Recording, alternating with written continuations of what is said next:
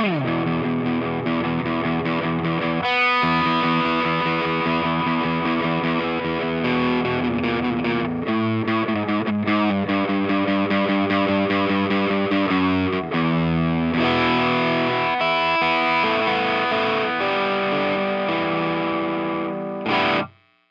to get cruising on True Detective Season 1.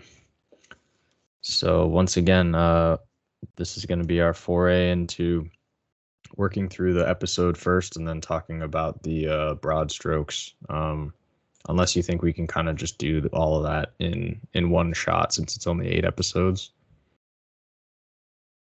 It kind of makes sense to describe the flow and narrative of the show, like the whole thing, and then sort of go back through and unpack it bit by bit. Yeah, I think it'll just be a self-contained episode, though, is what I mean. It won't be 2 separate pieces. No, it's short enough that compared to every other TV show we've talked about, it's just basically one long movie. Mm-hmm. It's all written and directed by the same pair. It's all written by Nick Pizzolatto, who's also the showrunner, like the creator of the show. And every episode is directed by Kari Joji Fukungagawa. Fukungagawa. But I'm not saying that correctly, but yeah, so True Detective is a crime anthology show. So I believe the 4th season is scheduled to come out in early 2024. And as of now, the first 3 seasons are fairly different and have received very different acclaim. Season 1 is the one that has received the most acclaim. It was basically considered a classic on release. I wouldn't say that it necessarily does anything too inventive in the mystery genre, either on TV or in film or writing wise, but it is a very, I don't know if fun to watch is the right way to put it, but it is a very enjoyable watch from a mystery perspective. The mystery enthralling. Yeah, enthralling. It stars Woody Harrelson and Matthew McConaughey. This was kind of one of the peaks of Matthew McConaughey's, what do they call it? McConaissance. Don't know if you're familiar with that term or not. I am not. Well. You did not come up with that? I did not come up with that, no. Okay. I sent you a character chart, by the way, that I found, which kind of helps, but...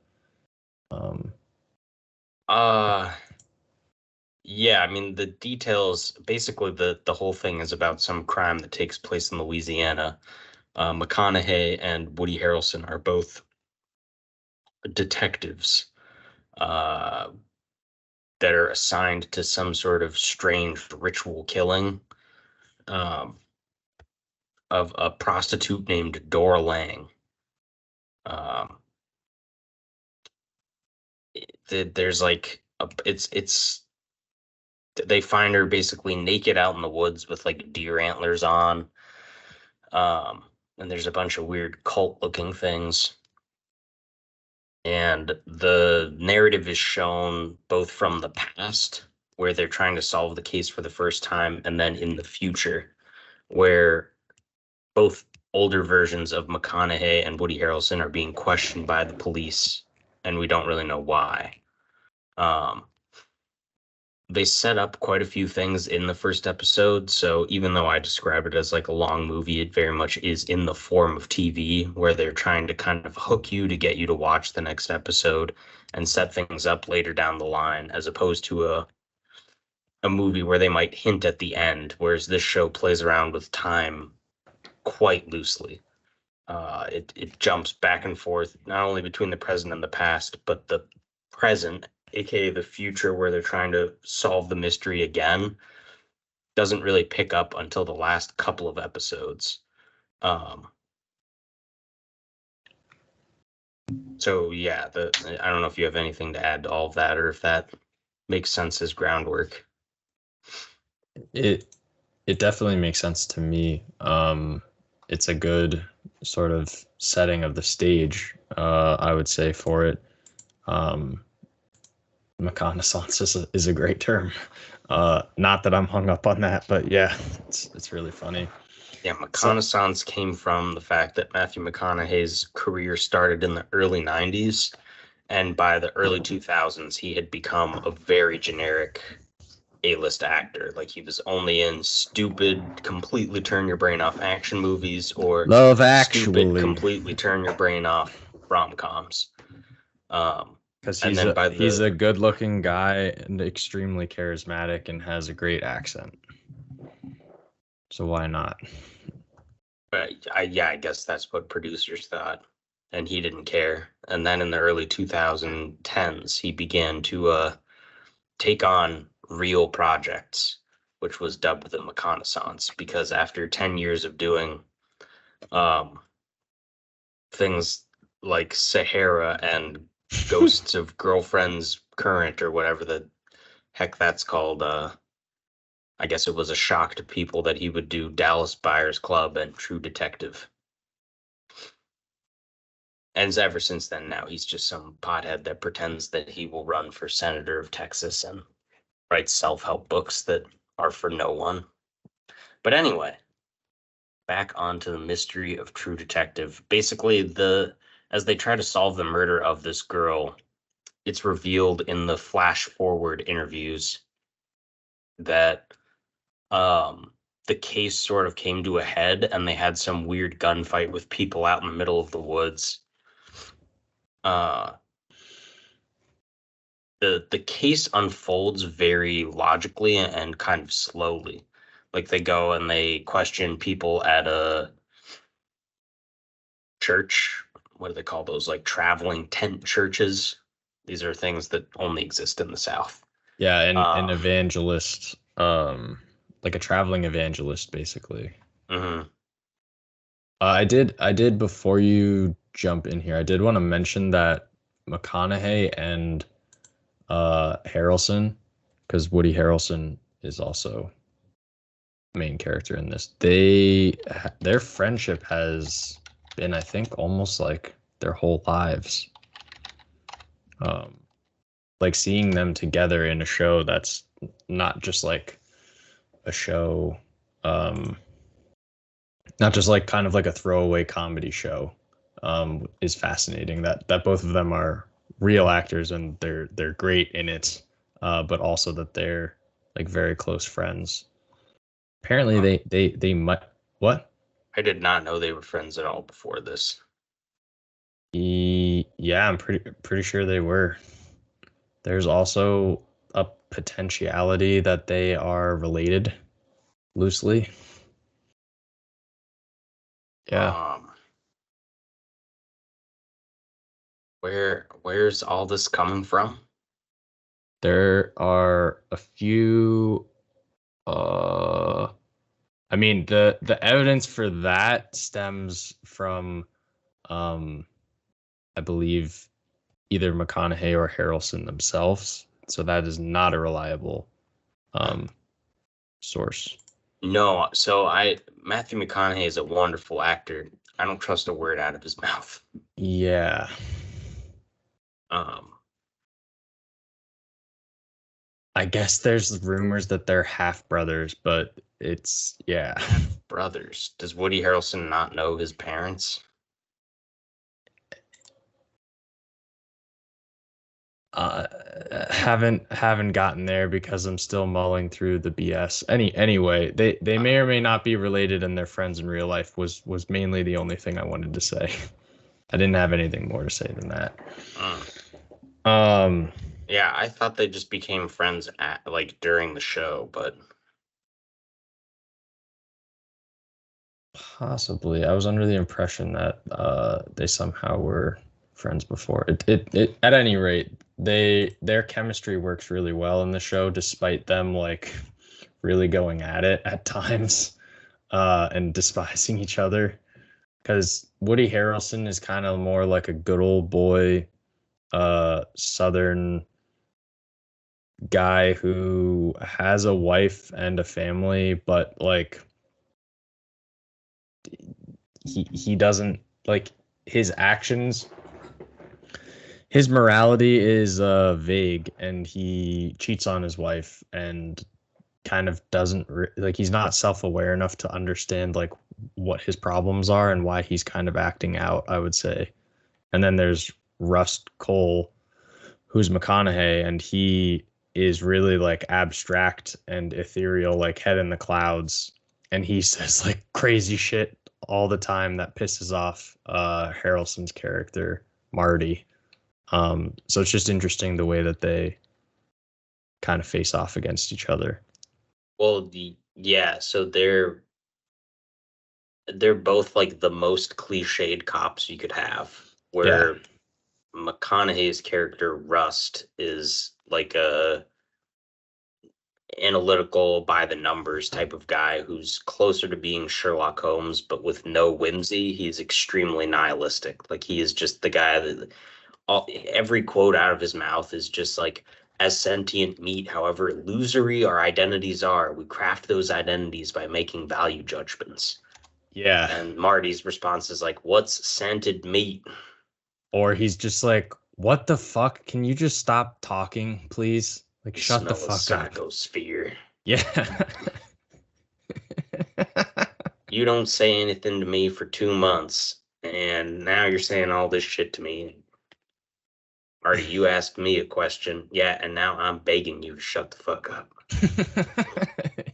Yeah, so Marty's like character, every interaction.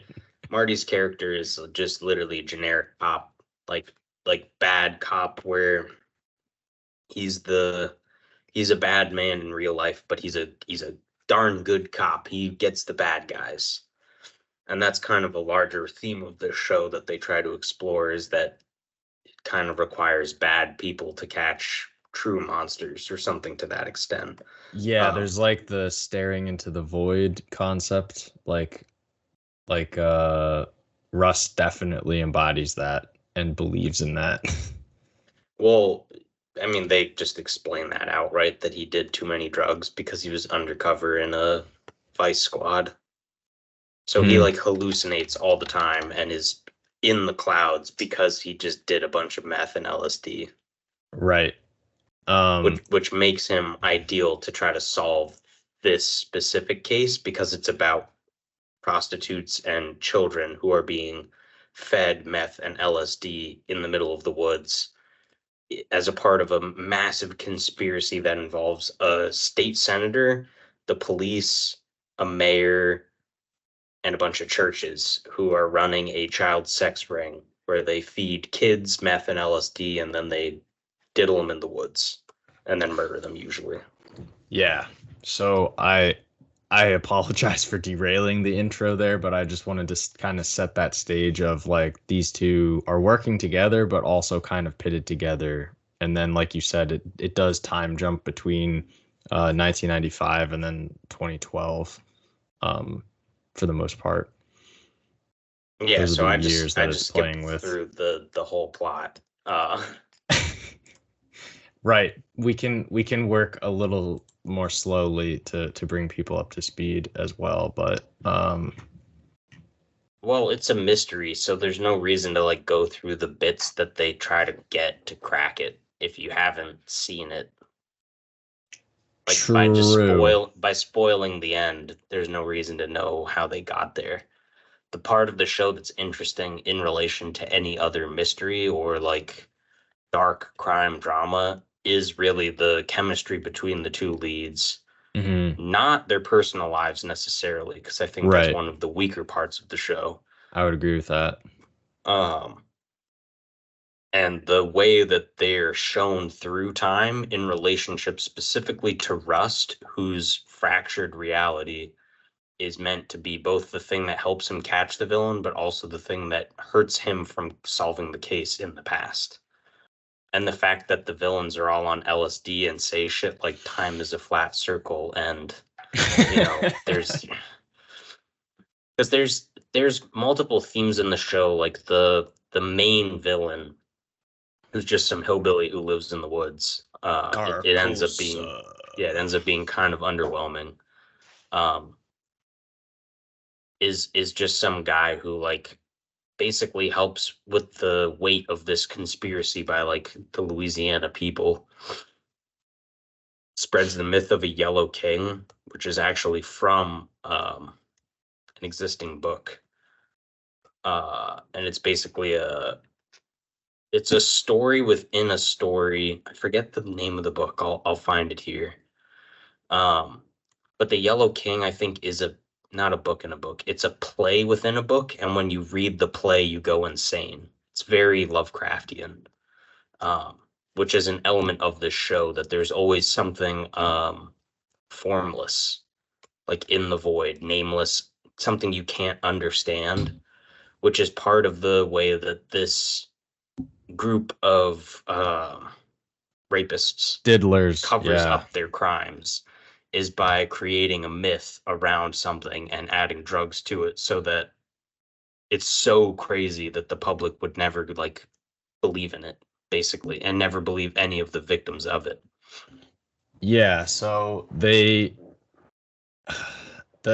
whole show centers around, as you said, like the case that appears to have been solved, but then they're interviewing them to try to figure out like what actually happened and if they caught the real guy, basically,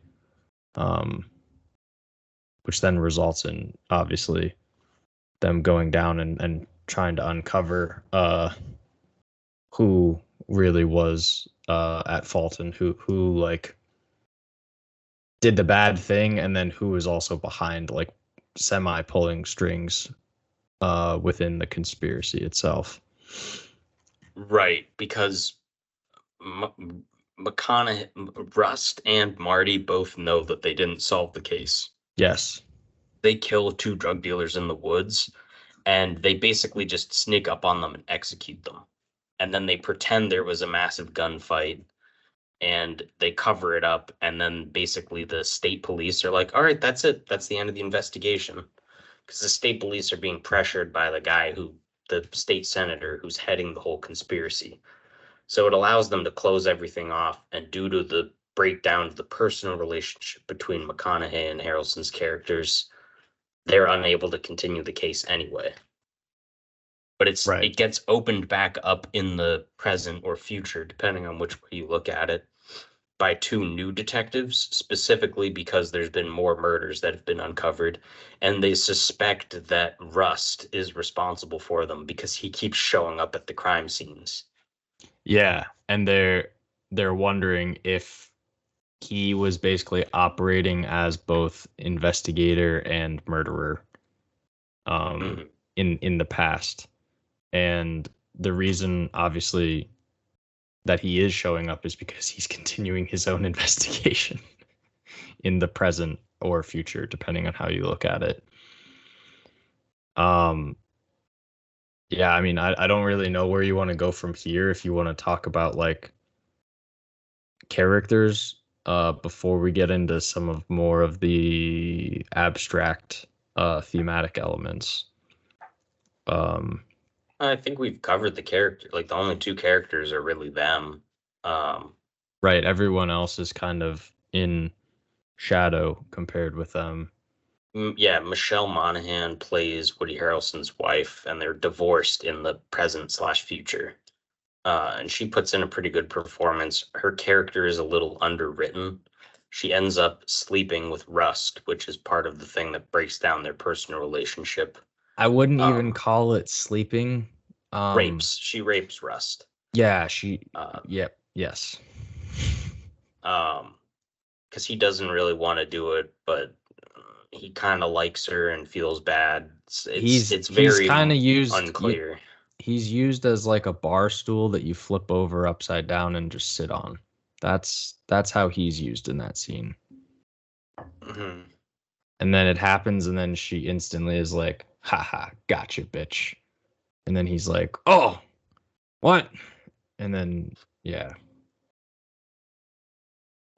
Yeah. So that, in terms of other characters, everybody else is just sort of a plot device. There's Alexandra Daddario, who is a lady that Woody Harrelson sleeps with, like cheats on his wife with.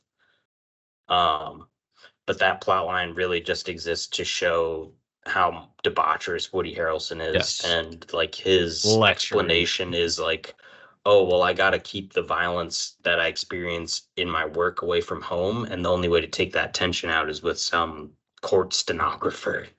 Yes, that's what I was trying to explain, that like he's not self-aware enough to identify that he needs to figure out how to decompress or like compartmentalize or deal with like the bullshit that he sees at work. And due to Well, that, due to his inability to figure out what to do with like what's in that box, he then acts out sexually, cheating on his wife with a much younger woman. Yeah. well, yeah, but that more largely that's like the I would argue the main theme of the show outside of the like Lovecraftian murder mystery is the fact that there is no way for police officers or crime fighters to compartmentalize crimes like Yeah. this, Yes. not because they're weird mysteries where people have invented cults, but because there's massive conspiracies of child rape Yeah. and just like prostitution. Like there's no way to compartmentalize that and just go home and have a normal like, oh, it's family dinner. Let's what you girls do today at school. Right. So yeah, yeah, it makes more sense that like Rust takes a more logical approach to it. Especially we didn't mention that like he used to be married and had a kid, and then his kid got killed. I forget if he ran his kid over or if somebody else ran his kid over, but his kid died in like a car running over. Um, and so he has a Rust you're talking about? yes. Okay. And so that's why he's nihilistic. So that in combination with his job makes more sense than Woody Harrelson, who's just like, I'll drink and sleep with other women. Right. Um yeah, I mean that's a very accurate assessment of the show. Just discussing the fact that like we as humans are not going to be able to handle that day in and day out. Just that Hmm. juxtaposition of, you know, what normal life is for everyone else and then what life is like for, I mean, these guys aren't first responders, but like you could make the case that like any first responder, anyone who's involved in law enforcement, anyone who's involved in who sees any shit like this on a daily, weekly, or monthly basis, um, that's going to eat away at your psyche and your emotional stability and well-being. Well, you don't get the full scope of Rust's character until the fourth episode, which is the insanity of whenever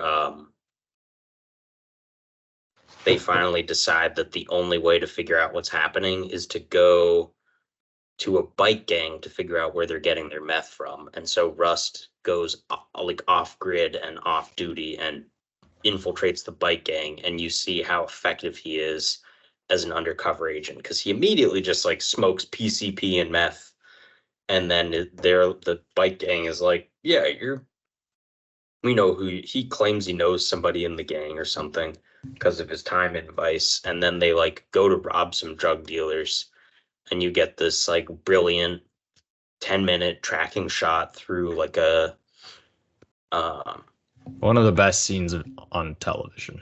yeah, through this neighborhood. It's a great thrilling piece of action. Um and it just becomes like all out violence. It ends with like you see how effective Rust is like in the field, so to speak, because it's been Mm-hmm. implied that he's like a badass before, but you finally get to see him just operate his way through like a massive shootout in a war zone. Uh, Yeah, which I would say that this show is like practically perfectly weighted, um, in that way, because where a lot of other shows claim a character's prowess or acumen, this show does that and then prove like it all culminates in that, um crescendos there as far as proving his ability, but then it also like instead of there just being a scene that's like, oh wow, he's really good at shooting.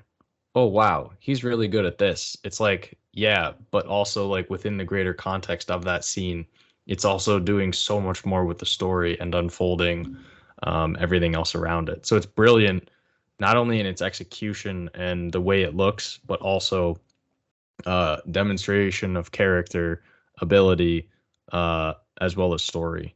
Like it rolls all of those together expertly. And then when you put that in the greater context of the story itself and how it unfolds, um, yeah, that's just perfect.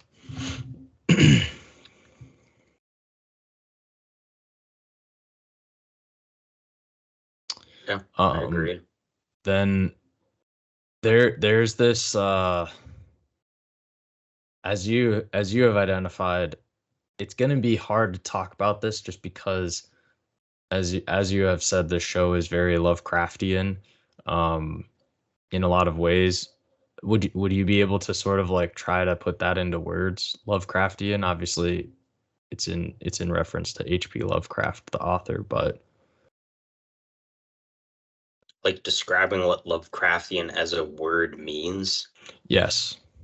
It is just, yeah, purely in reference to things that Lovecraft created and wrote about. So Lovecraft is famous for writing or sort of inventing the genre called cosmic horror, which is Yes. a type of horror that is meant to be indescribable. So it's the fear of the complete unknown. And so it ends up being the perfect creation for this evil sex cult, because they have these things that are based in like Louisiana sort of bayou swamp myth, like Carcosa. Um, Carcosa is like a thing from fiction as well. Um,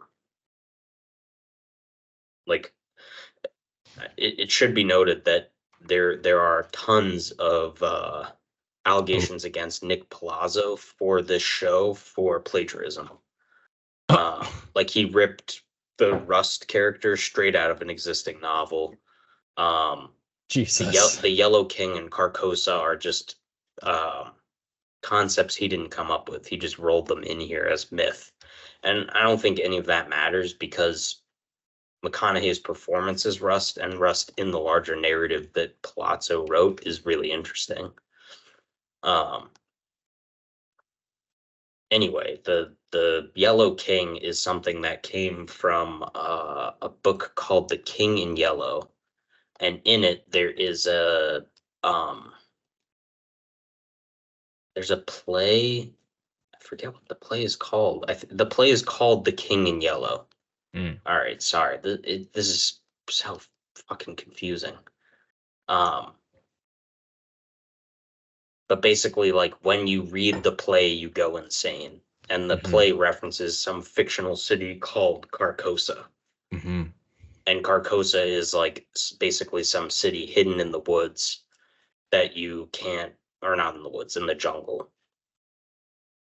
And it's supposed to be very supernatural and like Lovecraftian, indescribable. Um, and like home to monsters that are difficult to explain.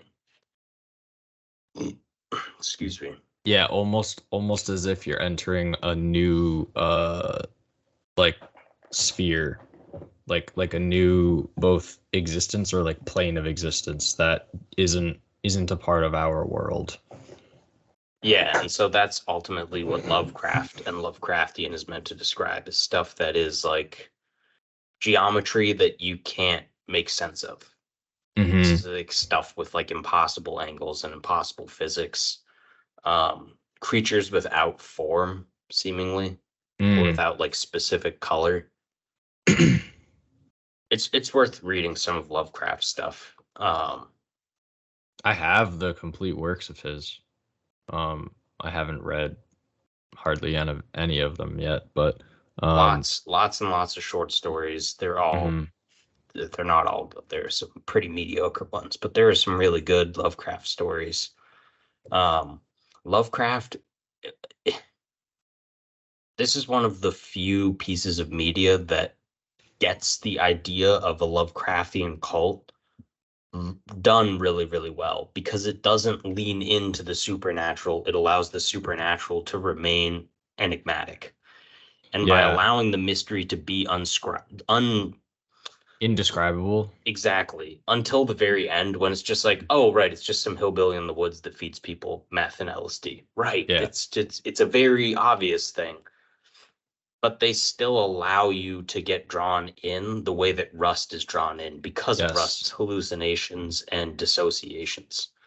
Which Because is most, which is why the show is so as you said, not enjoyable, but I don't even remember the word I used earlier at the beginning. yeah, thrilling. Enthralling, yeah. Hmm.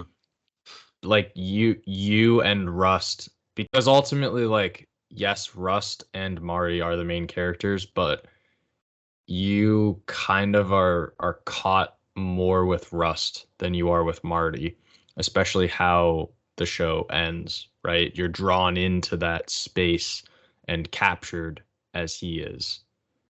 Um, because you want to know what the hell is going on and you want to solve the mystery. Hmm. Um, and I would also argue that the piece of Lovecraft within this is a metaphor for how horrifying what that cult is doing, right? It's a monster without form, and the monster Hmm. without form is that they are raping kids. Hmm. Like that's the metaphor. Like it's not very complicated, but it is terrifying Right, in because a it's real sense. Like when you yeah, really define what's happening, that's there's really like hardly anything worse than that. Um, maybe genocide. yeah. So as far as like discussing a monster, um, that's in its monstrosity, um, you pull it into a place where you've made it more ethereal to experience because of how terrifying it is to accept and understand. I don't know if any of that makes sense, but it probably makes as much sense as listening to Russ talk about stuff. It makes sense, but more largely, I think the key to having something be as like Lovecraftian or in this realm of horror is to have it be rooted in something like that, as opposed to going in a supernatural direction. Because Right, that's what right, the right. point I was getting at earlier is that most Lovecraft adaptations fail because once you get into the supernatural and fantastical directions of horror, usually things just become silly because they're Yes. so extraterrestrial and you've defined them by making them visual. And That's why Lovecraft works as what? you've also broken the immersion that you've set in place. Like whatever imagery or situation or environment that you've created that is so terrifying or monstrous or draws you in, once you do define that monstrous shape and like its face comes into picture, you're just like, oh, okay. It's just a ghost that like comes out of the mirror and looks like this. Like, all right, Mm, got it. Cool. yeah, the thing that you do not see is always going to be scarier than that which you do. And Hmm. so that's why they're like, I would argue by and large, mysteries almost always function better as a written word in literature or novellas or short stories or what have you than they do in a visual medium because once you've defined it, there is no mystery. Yes.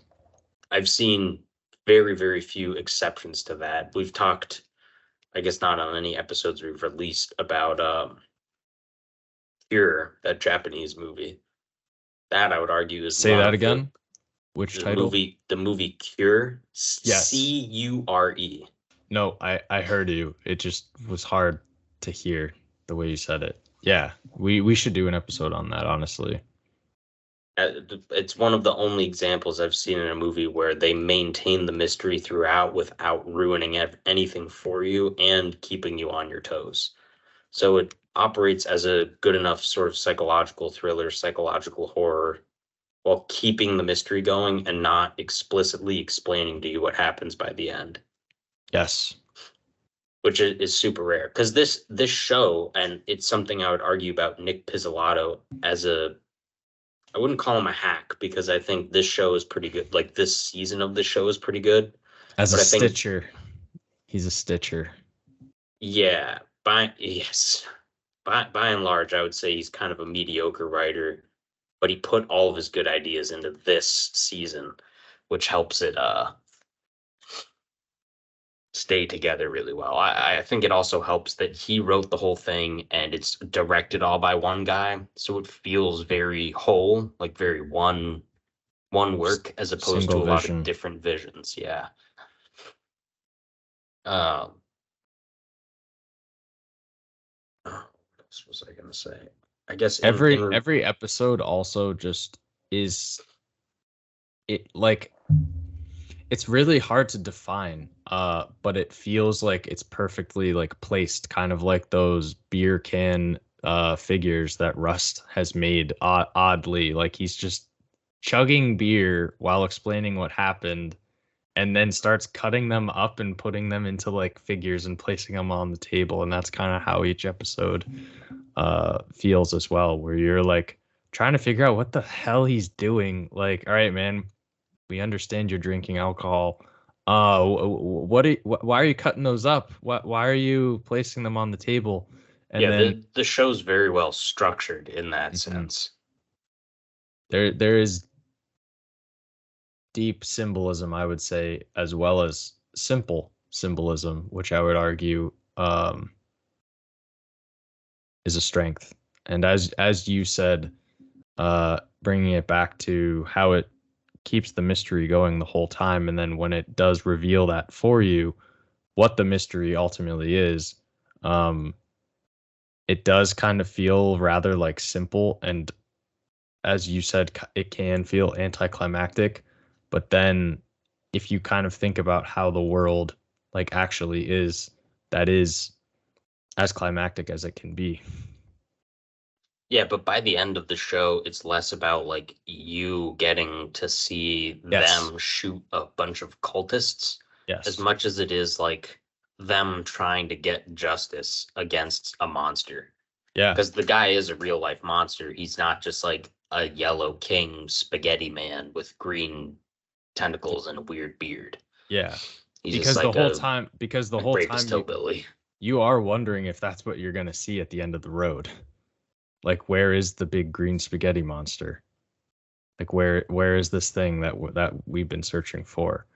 Um, yeah, and then ultimately, like, it is about survival in the physical sense of surviving that attack and everything, but then also survival in the grand scheme of things with how the show actually ends. Of okay, if we are alive, what are we supposed to do now? Yeah, and I've gone back and forth on how much I like the end of the show because the show ends with them just they just shoot the bad man and then they both end up in the hospital from the fight. Hmm. And Rust has like a very hopeful series of quotes at the end about like once the universe was all dark, but now there's light. I'd say the light's winning. And they make the whole they sort of mythologize their own story in the story where they're Hmm. saying like we're just a small part of this great battle between light and darkness. And some depending on when I watch the show or how I'm feeling, I really like the ending because it feels like they sort of earned it through the mystery they told. And then other times I'm like, what a stupid fucking ending. I hate that quote. What a awful, awful way to end the show. Yeah, it's something like if you ask me, the light's winning. That's Yeah, exactly what he says. yeah. Yes. Um, I have always loved the end. Um, whether or not it's because it falls in line with some of my own beliefs or feelings, but um, I think it works really well as a culminating piece to his character arc, and both of theirs as well. Could there have been something better? I mean, probably. Maybe not for that last piece, but maybe something like before it, like with him, when they're talking like in the hospital or something. But so what have we not talked about? Like what are we missing here? Because just vaguely what the show does well versus not. That was kind of the direction I was going. Like I think the thing the show does best, other than delivering an interesting, well-paced, well-structured mystery that jumps between 1995 and 2012. Obviously, we mentioned the chemistry between the two leads. McConaughey is phenomenal in the show. Like his quote, if you're even a little pessimistic or cynical, you'll love his character. You'll love all his quotes about like, I think we should deny our program and stop reproducing, walk hand in hand into extinction. Like just hilarious quotes like that. I mentioned, we both mentioned like the action in the show is really good. Like the scene where they're doing like robbing the drug dealers is incredible. I mean, Kerry Joji Fukunaga. I don't like his name. It's a difficult name for me. Fukunaga. I keep wanting to add a W. It's really my own fault. He's a great action director who's sort of fallen ass backwards into some quote unquote real projects over the years. I don't know how familiar you are with him, but he's directed only a few movies, and he hasn't done too much in TV either. He directed a Jane Eyre movie. Oh my God! Yeah, it's terrible. I mean, I was gonna say, given this product, I would have hope for the Jane Eyre book or movie, but because to be clear, my reaction is not in regards to the book Jane Eyre, which really grew on me. It's more, I just wouldn't imagine him doing that. Well, it's a mystery, and it's a romantic mystery, and True Detective Season 1 has a lot of that in it, but I don't think that the romance or lack thereof or breakdown of it in this show is the strongest point. I would argue it's the weakest point, and specifically from a direction standpoint, not even from a writer's standpoint. Because from a writer's standpoint, it's mostly just like exploitative, where it's like we just want to see Alexandra Daddario with fewer clothes. Yeah. And give Woody Harrelson his like power fantasy / show how pathetic he is. Right. From a directing standpoint, I just don't really like the direction. Like the scenes take is very, very generic and cliched. Yeah, it is. Especially there's one where they go to like the rodeo or the bar or whatever, and they're like dancing around and like just chugging pitchers of beer, and the Dario ladies in the background like he's with his wife. Oh yeah, it's very like high school or college-esque drama. Yeah, so there may have been a better way. Maybe it's wrong to describe it this way, but a more mature way to show the breakdown of Marty's relationships. I think that his relationship with his kids is portrayed well. Like his role as like cop dad. Right, and then trying to stamp out his child's coming to terms with sexuality. Right, which bothers him age. Specifically because of the child rape stuff that he had to deal with. Yes. And which is like a great character moment. Yeah. Yeah. I wanted to say we briefly touched on this just from Rust's experiences that he has because of all of the drugs that he did in the past, but I really just love how they've they force you into his experience of the world in that way, such as like the GIF that I have obviously on screen of just like things are vibrating and things are moving that they shouldn't be moving in that way, in like the way that normal people are experiencing the world, for lack of a better way of explaining it. I don't want to necessarily say that Rust is abnormal, but his experience in life is abnormal due to the drugs and psychosis, you could say, that he has experienced. Like down to the point where he doesn't have things hung up in his apartment. He just has like a cross, because he meditates on Christ's moment of crucifixion. He has the cross, but then also he has that tiny little square mirror that he can only see like part of his eyeball in. That he goes and stands in front of. Like, I love all of that shit.